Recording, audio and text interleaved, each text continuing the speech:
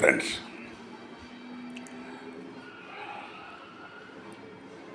చాలామంది ఈ ఎస్సీ ఎస్టీలకు ఇప్పుడు ఈ బీజేపీ వాళ్ళు వచ్చిన తర్వాతనే రిజర్వేషన్లకు ప్రమాదకరం అన్న భావన ఉండొచ్చు ఉండి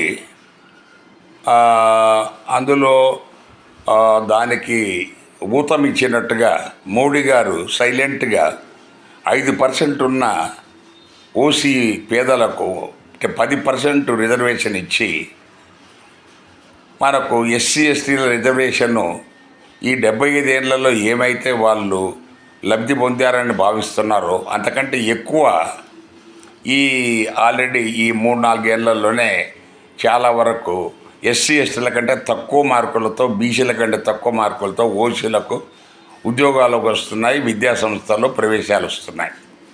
అది బీజేపీ వాళ్ళు చేసిన ఘనత. ఇక నెహ్రూ గారి టైంలోనే ఈ మొట్టమొదట ఈ రిజర్వేషన్కు తూట్లు కొట్టారు. ఆర్టికల్ 25, 28 వరకు ఏం చెప్తుంది? ప్రాథమిక హక్కు, మత స్వేచ్ఛ, ఫ్రీడమ్ ఆఫ్ రిలీజియన్ ఉంది అందరికీ. కానీ దళితులకు, ఎస్సీలకు లేదు. గమనించండి. ఇక్కడ మీరు ఒక విషయం గమనిస్తే ఇన్ని సంవత్సరాలు 75 ఏళ్లలో ఏ కోర్టుకు కూడా ఇది మనకు ఎందుకు ఇలాంటి కేసు రాలేదో, లేకపోతే ఎందుకు దీని మీద చర్చ రాలేదో అర్థం కాలే.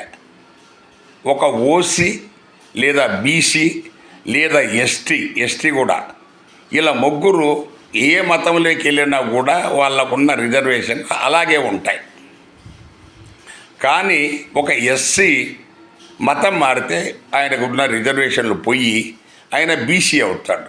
చూడండి ఎలా ఉందో. సో వాళ్ళకి ఎవరికి మారలేదు మతం మారితే, వీళ్ళు మారితే మాత్రం బీసీ అయిపోతారు. ఇది మనకు నెహ్రూ గారు ఒక జీవో 1950లోనే ఇచ్చి ఈ దళితుల మన రిలీజియస్ హక్కు మీద కొట్టిన దారుణమైన దెబ్బ. ఇప్పటికైనా దీన్ని కరెక్ట్ చేస్తారో లేదో చూడాలి. ఏ రోజు ఇది బాగవుతుందో గమనించాలి. Thank you.